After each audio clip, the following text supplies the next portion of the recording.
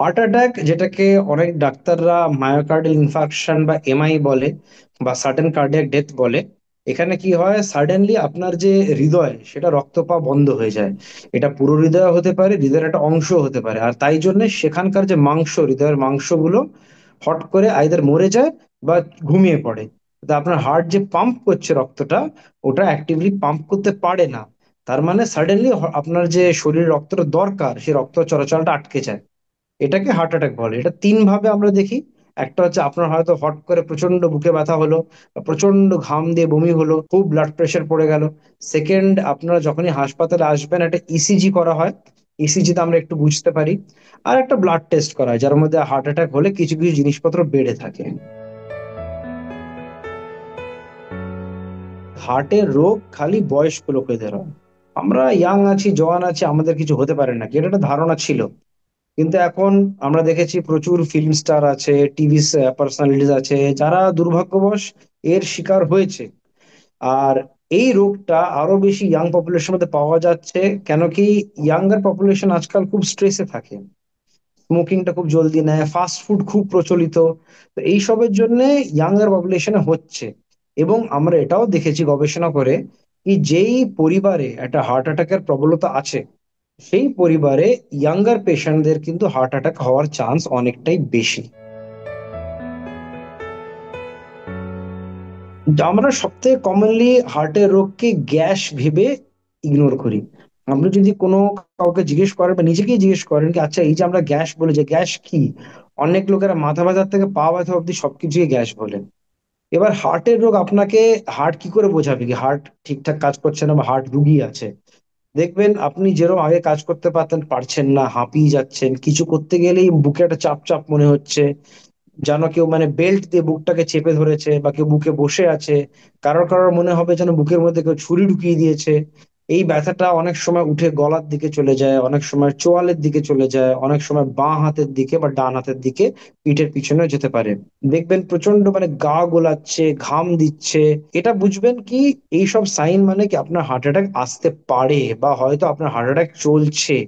এগুলোকে কোনোদিন গ্যাস ভেবে ইগনোর করবেন না, ইমিডিয়েটলি কিন্তু একটা মেডিকেল হেল্প আপনাদের নেওয়া উচিত যদি এরকম কোনো সিমটম হয়। নর্মালি আমরা যখন জীবনযাপন করি, যদি কিছু আউট অফ দ্য ওয়ে হয়, তার মানে আপনি ঠিকঠাক আছেন, হট করে আপনার মনে হচ্ছে না আপনার শ্বাসকষ্ট বাড়ছে, বা যেরকম বললাম বুকে চাপ আসছে, মাথা ঘুরছে, চোখের সামনে অন্ধকার হচ্ছে, কিছু করতে গেলেই ঘাম দিচ্ছে, যখনই নর্মাল রুটিন থেকে কিছু চেঞ্জ হয়, তখন আমাদেরকে ডাক্তারের কাছে যাওয়া উচিত। কেন কি আমরা যদি এটাকে অনেক কিছু সিম্পল ভেবে ইগনোর করি, অবহেলা অবহেলা করি, এটা হয়তো সিম্পল কিছু হতে পারে, কিন্তু হার্টের রোগ বা হার্ট অ্যাটাক আসছে এরকম কিছু হতে পারে।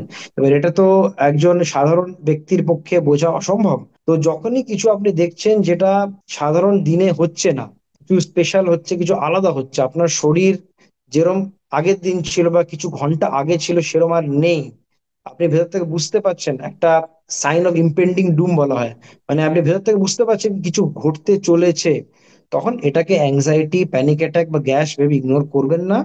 পাশে যে কোনো ডাক্তার, যে সব থেকে কাছে যে ডাক্তার বা সব থেকে কাছে যে নার্সিংহোম বা হসপিটাল, সেখানে গিয়ে একটু মেডিকেল অ্যাডভাইস অবশ্যই নেবেন। যখন হার্ট অ্যাটাক হয় আর আপনি সাকসেসফুলি হাসপাতালে পৌঁছে গেছেন, একটা গোল্ডেন উইন্ডো আছে।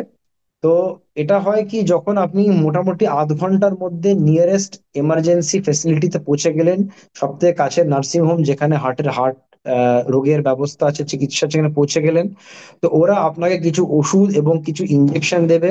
আর যদি সেখানে সেটা বড় হাসপাতাল থাকে যেখানে ক্যাথ ল্যাব বলে এই জিনিসটা আছে এবং কার্ডিওলজিস্ট আছে, তাহলে এই জায়গাটায় আপনার ওরা অ্যাঞ্জিওগ্রাফি করে 90 মিনিটের মধ্যে চাইলে ওরা কিন্তু প্রাইমারি অ্যাঞ্জিওপ্লাস্টি বা স্টেন্টিং ব্যাপারটা করে দিতে পারে। আর কিছু কিছু কেসে যেখানে একদম স্টেন্টিং করা যায় না, কিন্তু আমরা দেখছি কি হার্ট অ্যাটাকের জন্য হার্টটার প্রচন্ড রিস্ক আছে, রক্ত চলাচল না বাড়ালে মারাও যেতে পারে মানুষ, সেই ক্ষেত্রে এমার্জেন্সি বাইপাস, সিএবিজি যাকে বলা হয়, করোনারি আর্টারি বাইপাস গ্রাফট, যেটা সার্জনরা করে, সেটাও আজকাল করা হচ্ছে।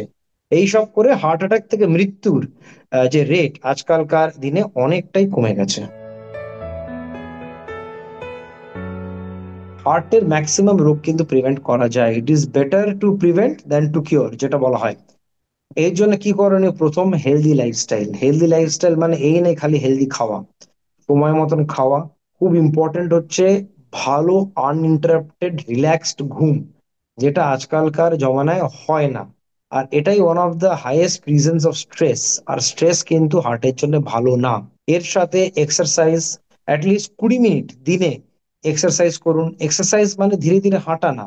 এক্সারসাইজ মানে আপনি ট্রেডমিল করুন, জগিং করুন, সুইমিং করুন, বা যোগা করুন, যেটা একটু ক্যালোরি বার্ন করে এবং বডির মধ্যে যে গুড হরমোনস ডোপামিন এগুলো সব রিলিজ করে।